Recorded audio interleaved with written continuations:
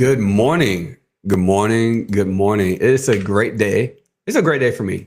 And I hope I hope it's a good day for you guys because there's a lot. There's a lot I got to get off my chest today about a lot of stuff. And I'm excited for it because I'm tired of people working hard and that being their only characteristic. I'm tired of that. There's nothing good that ever just comes from just working hard for the sake of working hard. And today I get the chance to help you become just much more wealth conscious. And it begins in your mind.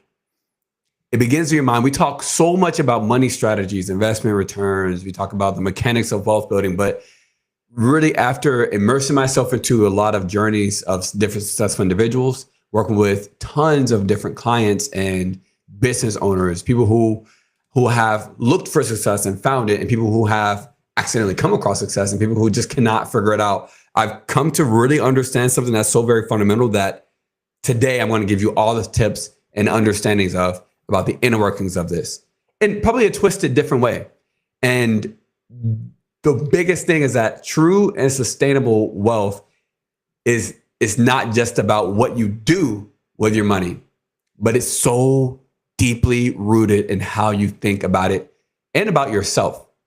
And so today I'm going to be sharing my story, my understandings, as well as how my brain started to understand this money blueprint and what our brain does and how it associates with wealth or money, finances. And then we're going to dive deeper into understanding how we create our own reality versus us feeling like life happens to us, understanding the difference between net worth and working income and how you focus on what actually matters, and the different people who are just grinders nowadays who are only postponing wealth, or individuals that are like CEOs and business owners who are cash rich, but they are wealth poor. And we're even diving into value-based pay versus time-based pay, the economics of wealth, the difference between that, and then big thinking versus small thinking, and why people quit on their journey to trying to become wealthy. And then how all of that means and what it matters for you. So today is going to be a lot. We're going to cover a lot of things, but probably the biggest thing I need you to understand is that you, in order to become successful and wealthy, truly just outside of successful, in order to become wealthy, you must be obsessed with it. It's not an option. You have to be obsessed with it. And I'm tired of people wanting success, wanting wealth, but they don't actually go and fight for it. You have to be obsessed with it. And so today we're going to talk about that obsession and breaking down that money file cabinet. So with that being said, I got a lot to get off my chest today, and I'm super excited about everything we're going to dive into. But first, let us hear from Riverside.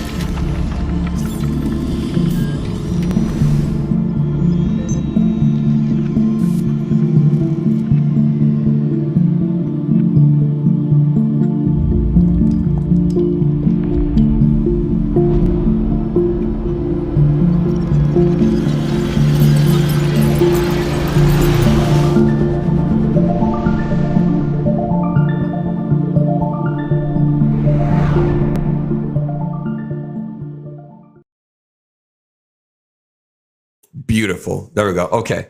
Riverside. I love using Riverside. I use Riverside for my podcast. I've been using Riverside for my podcasting for about 5 years now. And Riverside has treated me very well. They are also a sponsor on our podcast as well. I think I got a sponsorship with them a few years ago, but Riverside has been amazing for podcasting. When I tell you, they make it so easy to schedule and upload your podcast, as well as schedule guests and producers, all the way down to creating short form content, long form content, editing for you, being able to directly upload straight to the platforms of your choice after you podcast. And there's even some other options for things outside of just podcasting. So if you're trying to get into content creation, I'm going to tell you, Riverside.fm is the way to go. It's so easy. If you've ever wanted to have a platform of some sort of content creation, I'm going to tell you, start with Riverside. Give them a choice, give them an option. But with all that being said, I got a lot I want to get off my chest today. about this like idea that you don't have to work hard for wealth. You just have to work hard to make a lot of money. I want to get that part out of the way with first. So with that being said, just to get started with everything, and I'm moving things around here. Just to get started with everything, I want to talk about the day that my money blueprint changed forever. Okay, I want to talk about when my association with money changed forever, and I can't really pinpoint the exact moment that my mindset about wealth changed to what it is now. There was like, and the reason why I say that is because most wealthy people don't. There's never a moment where they can pinpoint it exactly, because it's not like flipping a switch. But I do know that there was some pivotal moment where I made a drastic shift, right? And that was whenever I first read Secrets of the Millionaire Mind. Do I have a physical copy here? I don't have a physical copy here. I think I gave it to some of my agents. By T. Harv Eker. But before reading that book, I had what I recognize now as a poor mindset around just money and wealth. And the craziest part is that I didn't even know that there were other ways to think about money. Like it wasn't a thought in my head at all. Like I never thought about how I thought about money, right? Like looking back now is actually pretty shocking. You know, when I talk to people who really haven't developed their wealth consciousness, we're going to talk about wealth consciousness a good bit. When I think about people who haven't really developed their wealth consciousness, I see a pretty clear difference between their mindset around money and mine. And I understand why they think that way. They just haven't been given these wealth files to ultimately transform their way of thinking. And Secrets of the Millionaire Mind, that book single-handedly changed my mindset around money and wealth. If you have not had the chance or the pleasure to read that book, I highly encourage you guys to find it. Secrets of the Millionaire Mind. It's amazing. I think I also might have it on my website as well as a PDF downloadable. So if you guys would like that, you can just reach out to me on Instagram, LinkedIn, or here on YouTube or Facebook or wherever. But I truly believe that if anyone at all, I don't care where you are in your life, reads that book with an open mind, like genuinely absorbing the lessons in that book for themselves, I promise, I don't care where you are in your journey. I don't care if you are the lowest of the low, you will be changed forever in the same exact way that I have been changed forever, and that my mindset understanding around wealth has been changed forever. So let me just talk about like this blueprint and this money file cabinet. So imagine that you've got a file cabinet, right, in your brain. But like imagine like your brain is, you know, like this matters open space, right? And you've got a file cabinet in there. And throughout your lifetime, this cabinet fills with all of these different files of these different associations and beliefs, or files about everything, right? The people around you, the things you like to do, the places that you want to go, places your friends like to go, all of these different things, right? And so when you need to make a decision, right, because it's in your brain, we need to make a decision. You go to your file cabinet, you pull out whatever relevant file you need, right? If you're hanging out with a friend, you're going to go to your file cabinet. You're going to pull the files of the things that they love to do, right? So that way you can do what they love to do, right? That's your money, your file cabinet, right? If let's say you're planning a trip, you go to your file cabinet, you pull the files about destinations you want to be able to go, things like that. So your wealth or your money file cabinet works in the same exact way. It has all of your associations with money, wealth, and success. And so these are the files that you access whenever you're dealing with finances, business, wealth building decisions, debt management decisions, whatever, right? You go in there and you do the same exact thing. So the problem is that if the file cabinet is filled with negative associations with money and they've got, poor financial behaviors or a fixed mindset, then your interactions with money will ultimately be negative. Your interactions with money will be limited and ultimately unsuccessful. So let me give an example. Let's just say that I'm at a store and I see a pair of shoes that I've wanted for a while, right? And they're finally on sale. And I'm like, you know what? These shoes are finally on sale. I need these for this upcoming conference, right? This is perfect timing, right? Well, what actually happened when it came to my money file cabinet is that I went into my money file cabinet. I grabbed a file that says, well, it's on sale. This is a perfect time to buy. That's the file association. But there was no file in there saying, don't buy this. You've got $30,000 of debt that you need to be paying down first. There was no file in there to say that. This is how we think about money. And it's not conscious. It's just automatic. And if you don't have positive wealth files in your file cabinet, you don't have a wealth consciousness guiding your decisions.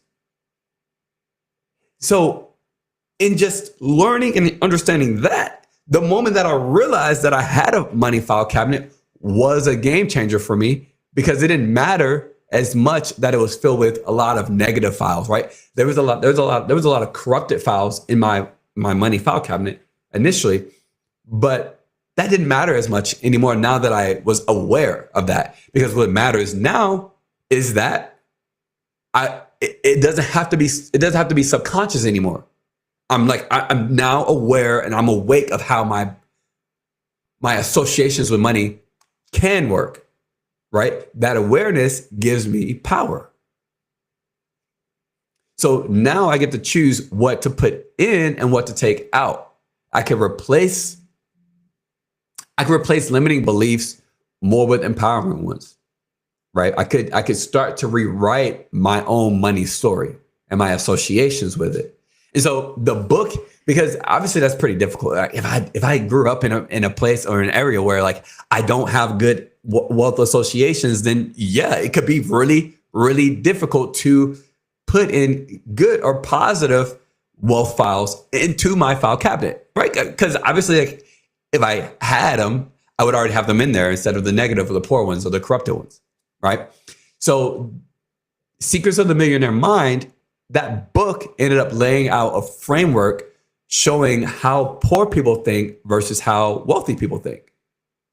And so it offers, there's a lot of questions for like self-reflection, actionable insights too, actionable insights. And then there's a lot of steps in it that really empower me or empower the reader to just be able to switch up the files in your cabinet. And now at the time, this was crazy because, I'm going to be honest with you, this was only a few years ago. Practically everything in my cabinet was corrupted because of like the financially challenged life that, I lived growing up. And I didn't want those negative associations to continue to corrupt my new potential files that I was trying to really, I guess, like speaking in terms of the idiom, I didn't want my corrupted files to potentially corrupt my new files that I was trying to install. Does that make sense? I hope that makes sense, right? I didn't want to corrupt the new ones that I was trying to, I knew that I was going to install, right? I stepped off on the journey of entrepreneurship, 3 years ago, and fully like 3 years ago. So I knew that my brain was going to get better. I definitely did not want to corrupt those new ones, right? So reading the book and learning a lot of these different insights, I decided just to take it slow. I read the entire book over the course of about 3 to 4 months. And I tried to apply each principle into my brain gradually. I would ask myself a lot of reflection questions consistently, like daily. So that way I guess I could get a deeper understanding of my money mindset and also what needed to change. And so once I did that, how I understand success, wealth, money has completely changed. And it's crazy because when you start to speak in these ways, you see a very clear difference between the people who are not yet wealth conscious. Sometimes it honestly feels really bad because you might feel like, well, maybe I'm just full of myself. Maybe I think I'm on top of everybody else or better than everybody else because I have this awareness or whatever, which isn't the case at all. It's just that you have started to fix your file cabinet while somebody else hasn't. So I want to talk about some of the biggest and most important four things that I had to learn on my journey to wealth consciousness, the biggest pieces. But I would highly encourage you guys to go and read Secrets of the Millionaire Mind for yourself, because what I got from it is different than what you're going to get from it. But today I'm going to share my own understanding of some of the biggest, most important things that I needed to learn that I struggled with the most. So let's get into it. So I want to talk first about the one of the first things that I struggled with the most. And that was the understanding that I create my own reality versus life happening to me. Now, it goes so deep, right? I think this is just one of the most powerful wealth files that I had to discover. And it is rich people create the reality. Poor people believe that life happens to them. Now, I want to be very clear. When talking about poor people, we're not necessarily just talking about broke people who live on the side of the street or something like that. We're talking about poor mindset, the individuals with corrupted or negative wealth files in their file cabinet. Rich people, we're not just talking about people with a bunch of money and a bunch of like jewels or something like that. We're talking about people with positive associations with wealth who also have gotten to that point of having wealth and ownership and equity and leverage. Right. I've talked so much about that in my blogs, podcasts. So if you guys want to be able to find much more about that stuff too, I got a lot of stuff about that too. Go watch the rest of the channel or read the Success Blueprint blog. So I want to talk about that. We're not talking about, anything that's negative about being poor. Again, it just means you got corrupted files there that's blocking your wealth consciousness. That's all it is. So that mindset though of rich people create their reality, poor people believe that life happens to them. It hit me hard, particularly after separating from the military. I just remember for months, I couldn't find a job really generate any income. And then I ended up getting evicted. I guess technically I got an eviction notice at my door. And obviously my immediate reaction was, why is this happening to me? In that moment, I knew that I had struggles finding a job, and I knew that I had struggles, not making or bringing in income. And so it felt like, here's another thing, it feels like there's something always happening to me. It's like the very next thing. I've got clients. I've got a client I was talking with yesterday who I was like, I understand. It always feels like, and like I identified it. I'm sure he identified it as well, but I pointed it out. I was like, I'm sure it probably feels so much like every time we try and get you ahead, something always happens. I know. And to be honest with you, that why is this happening to me? That's poor thinking. It's poor thinking. Because the truth is, I couldn't control being unable to find a job or generate income. Yeah, that's true. Right. And the circumstances that I was in was very real. That was my reality, that all of these things are happening to me. I can't find a job. I can't find any income. That's so very real. The fact that I cannot pay my rent, the fact that I couldn't pay my car note, the fact that I couldn't pay my bills, that's very real. And then the eviction notice, very real. It does feel like that. But wealthy people choose to believe that they create their own reality regardless of their circumstances. So in having to understand this principle, I started shifting my thinking, right? I created this situation for myself. What of my choices led me to being evicted? I think more importantly, how will I create my next reality from this point forward? I mean, I honestly could have just kept going backwards, trying to find the exact moment where I made a choice that led me down to this situation, right? Maybe it was the Marine Corps kicking me out. Or maybe it was my mental health issues before that. Or maybe it was, right? I could keep tracing it back and back and back until I eventually found where I had some level of my own accountability. And so it's crazy because when you realize it, that's not what creating your reality is about. I don't think that's what creating your reality is about, like trying to find where you should have some accountability. And I know we talk about it a lot, right? We talk about have full accountability, full 100% accountability of your life. But I don't think that that's what wealth conscious people do, right? They're not focused on the past. Creating your reality, to me, is a very future, or it's a very forward thinking, right? Creating your reality is all about, it's all about forward thinking, not really past thinking. I mean, it means asking yourself, in the same case as me, now that I'm evicted, what reality am I going to create next?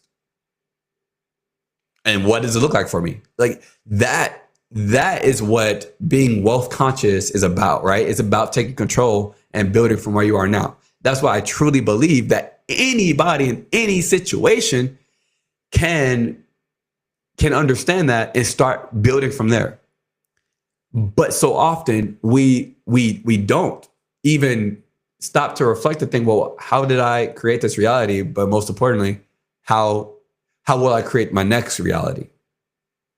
Because in that moment, I literally could have just been like, you know what, screw it. Take the eviction and go about my day. I could have, like so many people do. But I was like, well, you know what? I'm going to figure this out. I have to, because I am not going to live the same way. I have to create the life that I need, the life that I want. And so, I mean, at that point in time, I decided to go door dashing. And even though I know I was going to absolutely hate it, and I got a job at Cinnabon.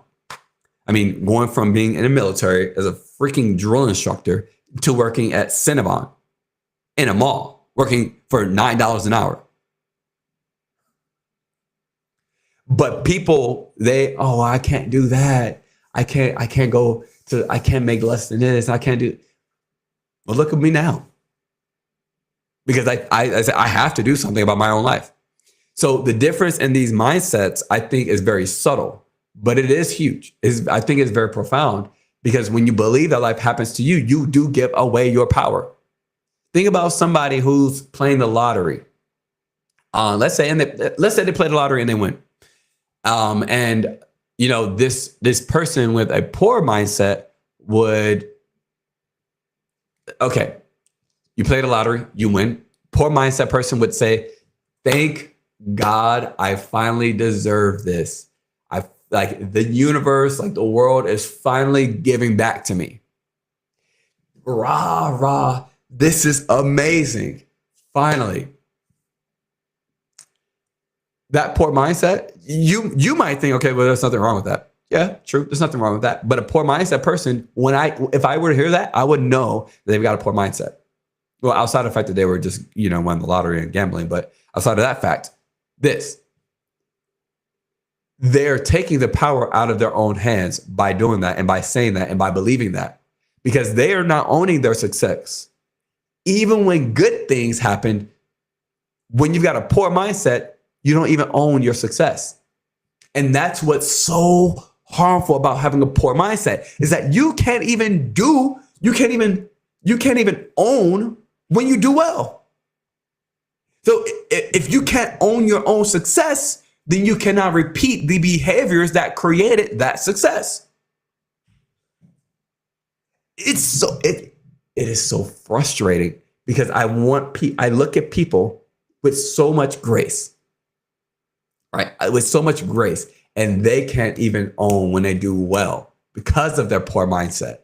And since they cannot own when they do well, they cannot repeat those behaviors. And I'm not advocating for gambling as a financial strategy at all. But if that lottery winner instead thought like a wealthy person, right? They would see this. I think they would see it differently, right? Maybe this is the way they see it. They say, I won. I was consistent and persistent. I showed up every week to buy tickets, even when everything was against me, even when I didn't have money, right? I never gave up. I tried different scratch offs. I went to different gas stations or locations or wherever else you buy. I changed like my tactics, buying in the morning versus buying in the afternoon. Like that consistency, that problem solving is why I'm successful now. Right now, I don't think anybody who's gambling would ever say that because they're gambling, so they probably got a poor mindset. But if that were the case, and they did have a rich or wealthy mindset, or they were wealth conscious, they would be taking that control of themselves, right? Poor people cannot accept ownership for either the bad and the good in their lives. So even when something positive does happen, they account it to luck or fate or finally getting what they deserve instead of being able to see the patterns in their own actions that created that positive outcome, right? That wealth conscious winning gambler or whatever, they understand, well, it was my consistency. It was my creative problem solving. It was my persistency, my reluctance to like quitting. It was that made me successful. And so if they understand that is what makes them successful, they'll go and apply those same exact tactics, strategies, consistency, creative problem solving to other things to create and replicate their success. But without their awareness, they cannot do that. Do you see how you cannot do that? But when you do believe that you create your reality, you take ownership of both successes and failures, you see the patterns, you learn different lessons, and you start to build on what is working for you and dropping what's not working for you. So this is crazy because this shift isn't even about money. It just affects everything. That radical ownership, I feel like, is meant, or you need to choose creating reality rather than just being a victim of the circumstances of your life. And being a victim of circumstances of life sucks, especially when you don't realize it. And so whenever I feel like the world is happening to me, I stop and think and remember that I am the author of my own story. Number one. Number two.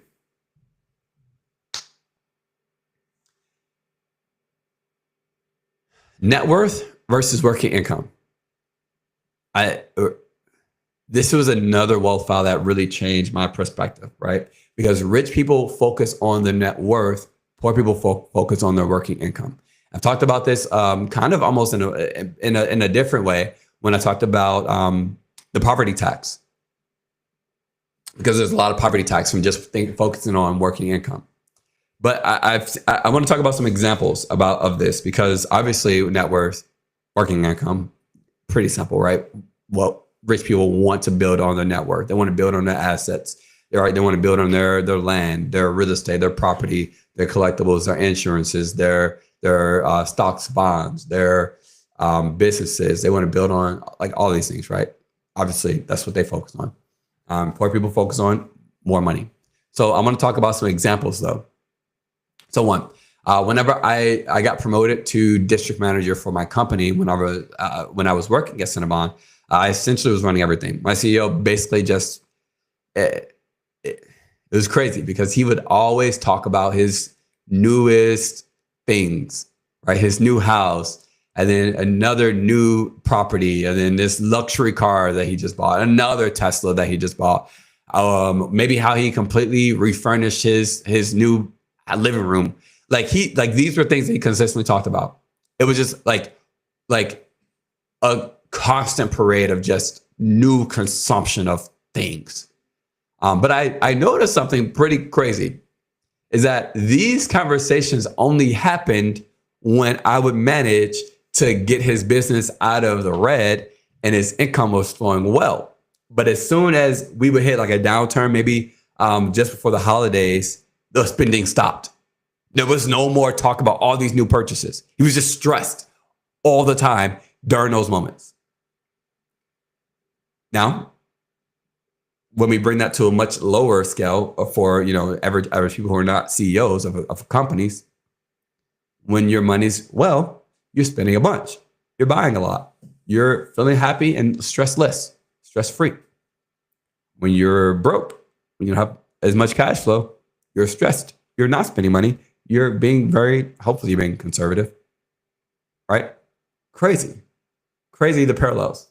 But that's when it hit me. This man had all this money, but he was still fundamentally poor, right? You have all this cash, but you're still so very poor.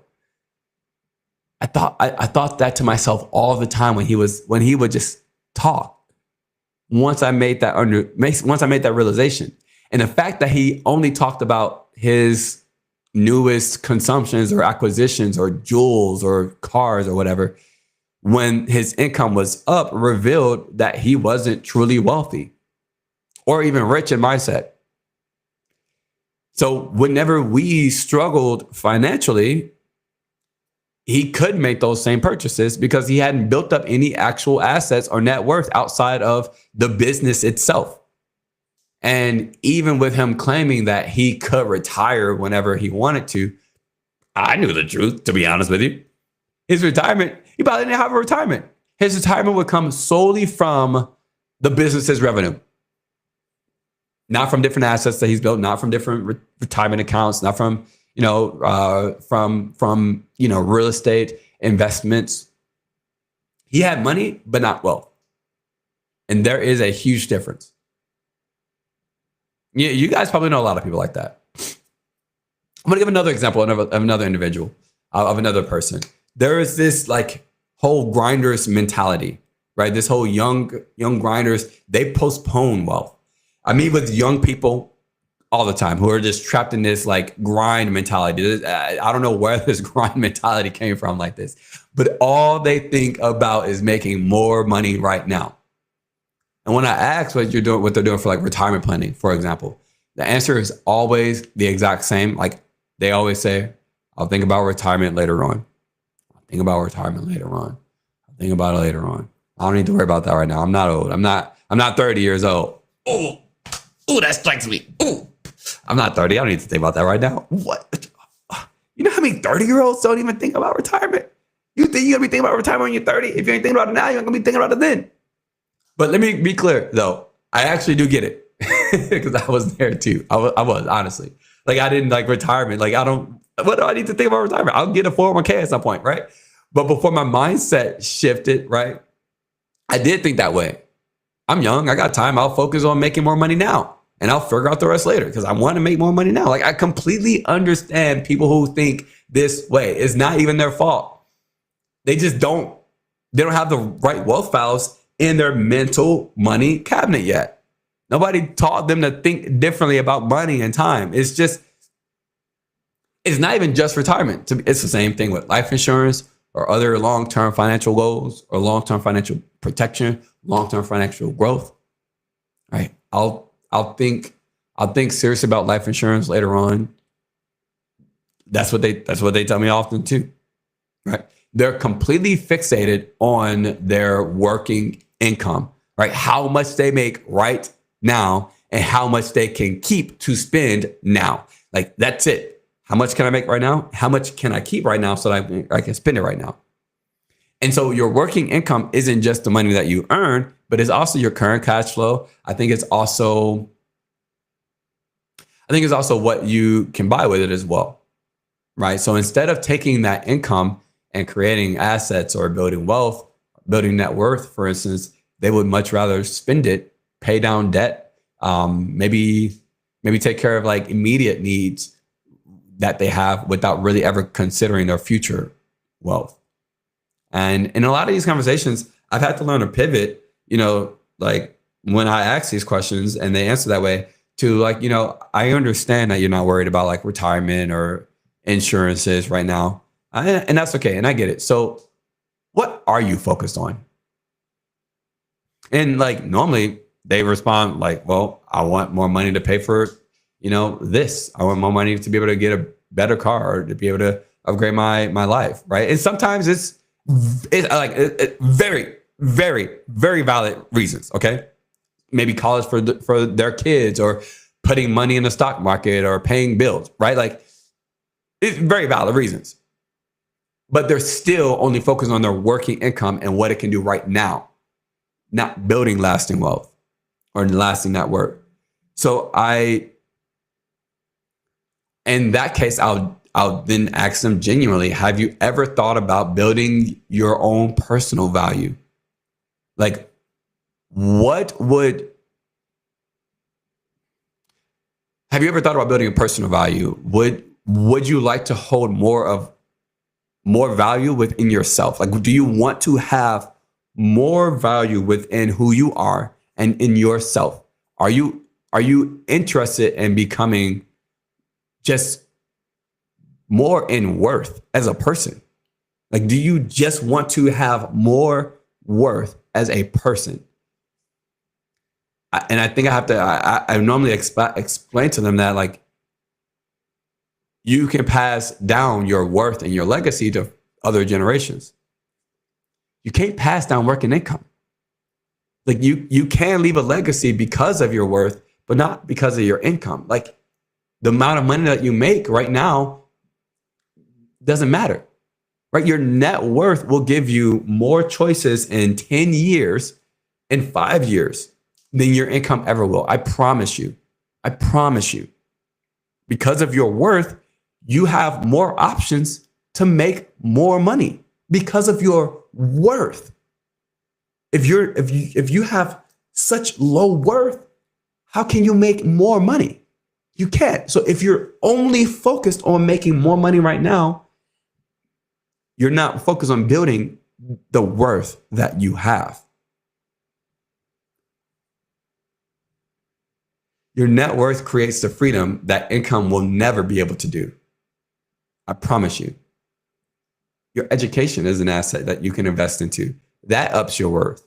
Real estate, that ups your worth. The more worth you have, the more money that you can start to make. So while you're thinking about your working income, you're screwing yourself over on income, because you're not thinking about the amount of worth that you can have within yourself to make more money, which is what your goal is. The wealth files are not there. And I'm going to give a third example. And this is for people who choose security over ownership. Because let me give an example. I've offered tons of people the opportunity to become a referral partner with my business. Pretty simple structure. You just refer and connect people to me, or to my debt attorneys, to my estate planning attorneys, to my business attorneys. And you make 50% of profits, or depending on on which one you do, even 100% of the profits. But this would essentially give those individuals their own business, right? They would get a 1099. They'd have ownership, and they would build an asset. And it's just super simple. Make a connection, and that's it.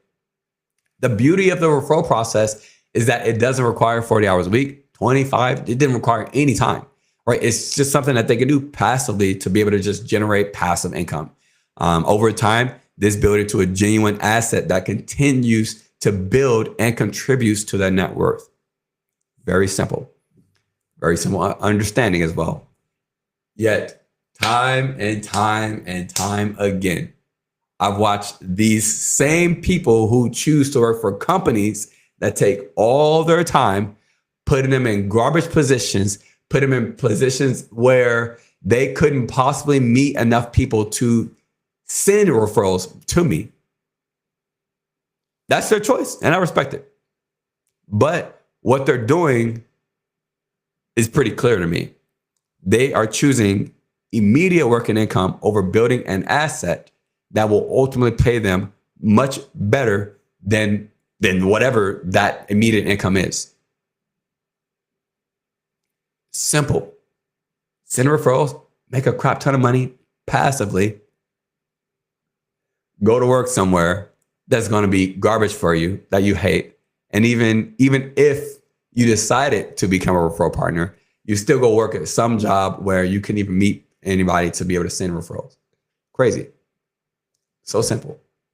And I've interviewed so many people too who want to be in business with me, right? Want to start in finances, want to start in insurance, want to start in securities, want to start in estate planning or taxes or budgeting or accounting or whatever, right? But when they're faced with the choice between a steady paycheck or building equity in a business, they choose the paycheck every time. Even when I explain that building within my company is fully flexible with no restrictions on how you work. None, right? So maybe the thought of getting licensed or building something from scratch intimidates them. I don't know. I'm not sure. But there is a very clear pattern consistently. And that's that people constantly choose immediate income over long-term wealth building. Constantly. And I think the difference is so like, it's such a very stark difference. Poor people choose to get paid based on their time, while wealthy people choose to get paid based on the value that they provide. All of my businesses are all part of my net worth, right? I own them all as assets. And I get paid well because of the value that I provide. You can absolutely have working income from both the W-2 job and also entrepreneurship. I talked about this in the blog and the podcast last week, where you should have both fixed, variable, and index income. You should. But what you do with that money reveals your wealth consciousness. Do you immediately spend it all on random assets or not assets, random acquisitions and consumptions like my old CEO? Or do you build assets that continue to grow your worth so that you can continue to make more income? I think that mindset is so critical, but it also brings me to the next piece that I needed to learn, which is the economics of wealth, value versus time. This is number 3. So rich people choose to get paid based on their value. Poor people choose to get paid based on their time. And I think this wealth file is basic economics, super easy, right? But I think a lot of people miss it because I've never heard anybody else explain it to me this way. So here's how I think about it. When you choose to be paid based on your time, you're doing things that you think will pay you the most money per hour. That makes sense, right? But here's what so many people miss. Time is actually infinite in a way. I know people say time is limited, but when we're talking about the marketplace, time is so abundant. There's so much time. There is so much time per person in the world. Like, think about it. We have our own time per person, plus all of the time of the people who have ever lived, plus all of the time of all the people who will ever live. Time is literally, it's so infinite. There's so much time. Time is literally high in supply. Time is infinite because there's such an abundance of it. And basic economics tells us that when there's a high supply of something, that there is typically a very, very low demand for it. And since there is such a low demand for time, because everybody has it, you cannot get paid well for it. You cannot. High supply, low demand. You're not going to get paid well for it, right? If there are 5 million people who want bananas, who want to eat one banana, but there's 20 million bananas, there's a lot of bananas. Those bananas, people can get bananas from anywhere. Why would they pay a bunch of money for bananas when they can get, there's so many bananas. They're going to pay a lot less. But if there's only 2 million bananas and 5 million people want a banana, you're going to spend a lot more money on that. Let's go back to COVID with tissue. You'd be willing to spend a lot more money for tissue during COVID. Why? Because there's a low supply of it and a high demand. Time is so abundant. So if you choose to get paid based on your time, you're just choosing the opposite of basic basic economics. Rich people, on the other hand, they choose to get paid based on value. Value is different, right? There's a high demand for value all the time. Why? Value is literally demand. I mean, that's what it is. Demand demands value. It needs something to provide value. That's what demand is. That's what value is. Which means since whatever is high in demand requires value, rich people have just tapped into that. That's it. That's it. How can I earn the most money through value rather than time is what they're asking themselves. That's what I started to ask myself. Because we're not choosing to get paid based on time, which has a high supply and low demand. Instead, we're focused on value, which has a high demand in the market. Bro, I wish that somebody would have explained that to me forever ago. And the book didn't even explain this to me. So you guys got an exclusive. But that's why I choose value-based industries, a value-based finance firm, value-based content, value-based coaching, right? I wanted to apply this to every area of my life, right? In my YouTube channel, I don't just stream and expect to make money from my time on camera. I try to create videos that educate and provide real actual value, which has built my gaming business much more effectively than just putting in the hours sitting there streaming and that's it, like a lot of gamers do. I see it all the time in the gaming community. People just turn their camera on, start playing games. They sit there and wait for the platform to pay them based on their time on the internet. And they end up spending a lot of time just creating content, but there's no real value to it. It's just time.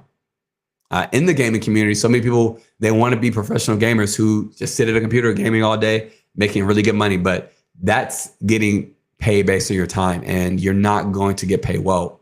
I mean, at least not what you would earn if you're providing actual value rather than just sitting in front of a computer playing games, doing what everybody else does. Because again, time is so high in supply, people can and will spend their time watching so many other creators instead of you, unless you're providing unique value. And so I really want to take a completely different approach. So when I understood this wealth file, this wealth consciousness, I actually applied that to my gaming channel because I used to do that. So I choose to be paid from both the platform for time and then also direct funding from my viewers and my fans, right? My supporters. They're not paying for my time, but they're paying for me based on the value that I provide them. So like they're supporting my videos that they learn from and become educated by me. Even like in gaming, I create full deep dive educational videos for them that helps them, that provides so much value. That's basic economics, right? Do something that's high in demand. And for content creation, value is always high demand. Because there's always another video that somebody could watch with their time, but they don't, they want to get value from that time as well. In my finance agency, we operate on a value-based pay structure, right? We provide free value to individuals that we work with, and then the companies pay us when we deliver value to families. The more value that we provide, the more referrals I get too. And then my business grows even more. Simple, right? I think this is also different in contrast to how most financial people, most financial professionals work, right? A lot of them choose to get paid based on time, right? They charge their hourly retainer fees or hourly rates or minimums just to work with them. And they think that that's the path to security. But in all actuality, it limits their income potential because again, there's so much time. Even within my own firm where we get paid based on value, I see this same mindset trapping people. If you're in my firm and you're watching this, I'm about to be real. Some people in our firm still choose to get paid based on time rather than value. They haven't made this mental switch yet. They're the ones who typically end up quitting because they didn't make much money despite putting in 50 plus hours a week. Why? Because they're not actually providing value to people. They're not. They think for whatever reason that just performing activities equals value, right? Making a bunch of phone calls or sending out a bunch of like LinkedIn messages or doing a bunch of prospecting, trying to get a bunch of no's, keeping themselves busy, sending AI generated text messages and messages on LinkedIn for prospecting. Like they think that that's what we get paid for in this industry, and they're wrong. And that's exactly why they quit or don't do well. The ones who thrive understand that we're paid for solving real problems.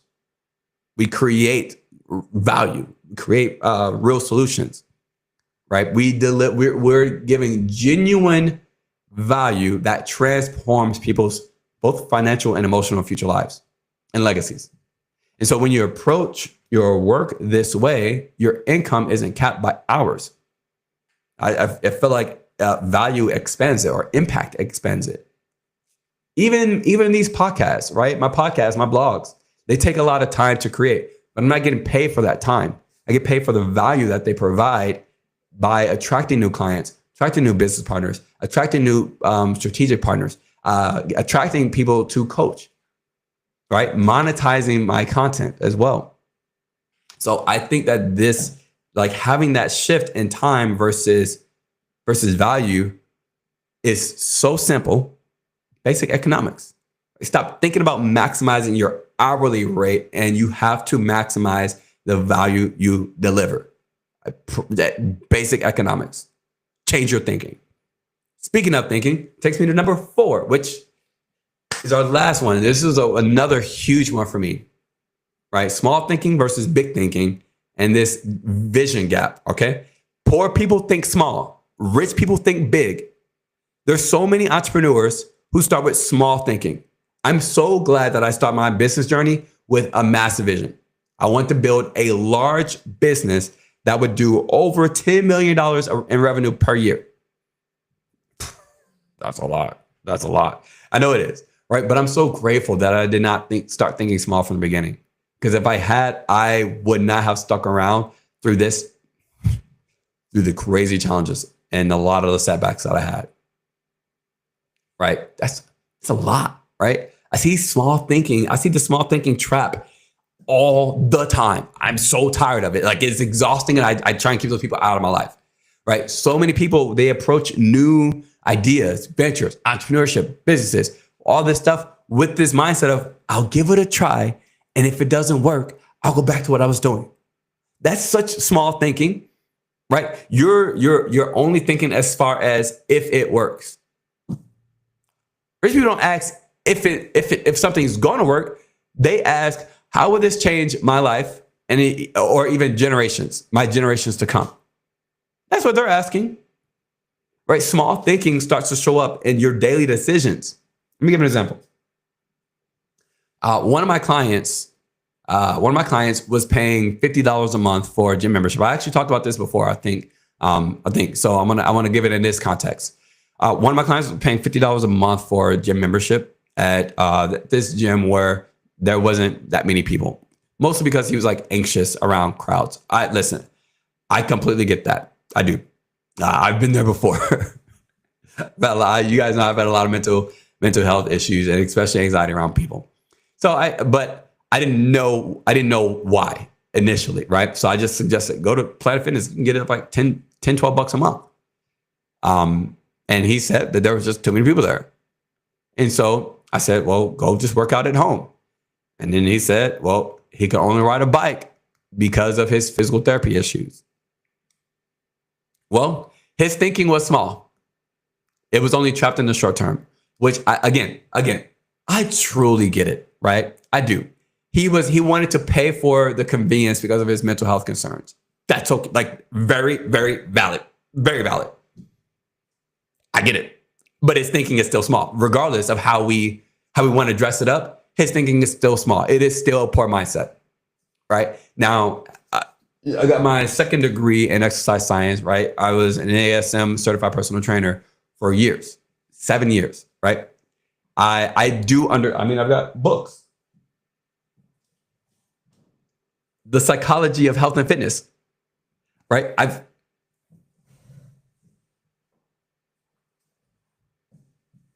Listen, I understand the psychology of fitness and the anxiety around gym environments. I've been there myself, dealing with my own mental challenges, right?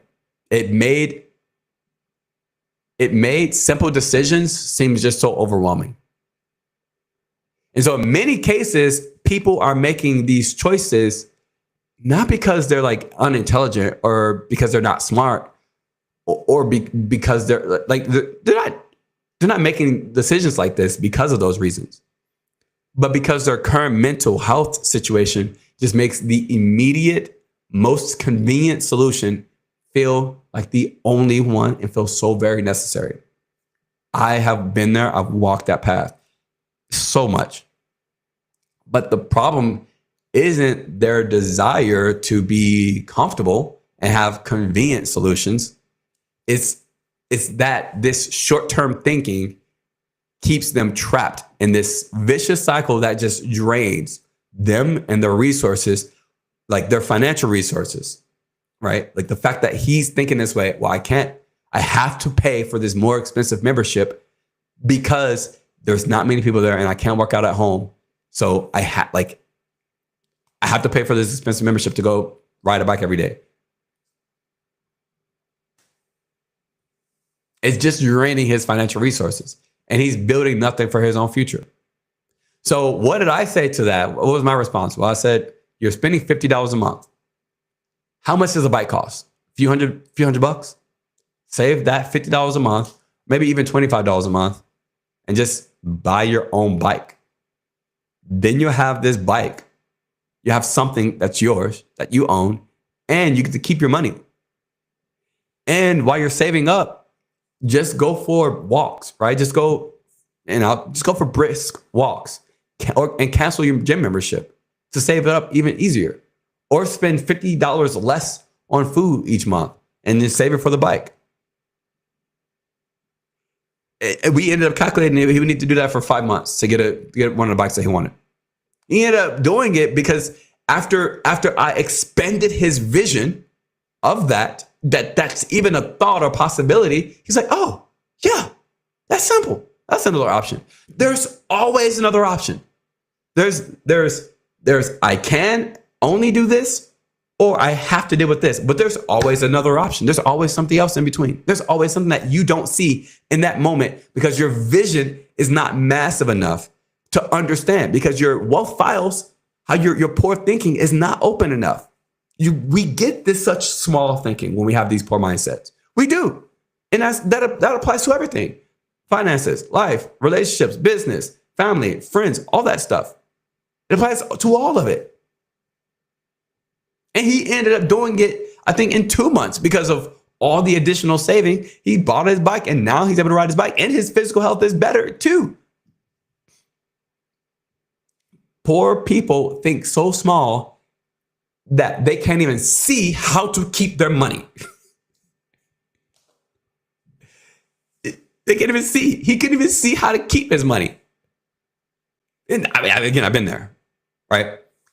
But they'll spend more than necessary because their vision is so limited. And with that small thinking, you never build wealth because you can't even see the bigger picture of ownership and keeping your money. I mean, if you're broke, you're trying to keep as much money as possible, but it's crazy because you can't even see how to do that. And so you're just spending a bunch of money or losing a bunch of money to inflation, to all these things. Preserve your own capital if you're broke. But you can't see that whenever you're so poor. So what does all this mean, right? If you recognize that it's some of these in yourself, that you've got some of these poor thinking patterns that I talked about, I think that's good news because you're aware, right? Awareness is the first step to recovery or whatever, right? But my honest advice that I would give you, if you're someone in this situation, or if you want to develop your brain in this way that I just talked about, a lot of these things, again, probably the most profound was the value, time, basic economics, right? Read Secrets of the Millionaire Mind and take it slowly. Maybe read one wealth file over the course of 2 or 3 days and actually practice the exercises. I think there are 17 or 21 wealth files in the book.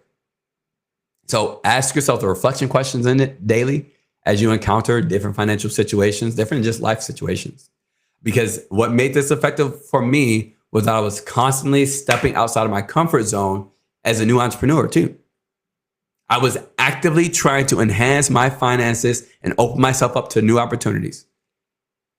Because of this book, I was applying these principles in real time with the real hardships that I was facing. So you have to do things differently to get different results. Read this book. If you're where I was, right, unaware of your poor associations with money and wealth, definitely get the book and really live it out over the next few months. Take it very slow. I cannot stress out enough. Don't just read it. Take it very slow. Internalize the book. Internalize its teachings and believe in the process. Don't say this will never be me. Believe in it. So if you guys want me to share more about the wealth files and how I've thought about them and how they've transformed my journey, my financial journey, just let me know. And you guys can let me know in the comments of the videos and the live streams and podcasts and all that kind of stuff. But we can dive much more deeper into a lot more of some of the other wealth files as well and how I've thought about them. But these were just the top 4 that really transformed like my life. So I hope that this has been a blessing for you guys, like it has been for me. I always love helping you guys out and working with you. But with that, guys, I hope that y'all have an incredible day today. Have an amazing week. And I will see you guys Friday. I think Friday. Yeah. Friday. Yeah. I'll see you guys Friday. All right. Let me do this, that, and get you guys out of here. Take good care, everybody. I love you. Stay warm. Stay chilly. See ya.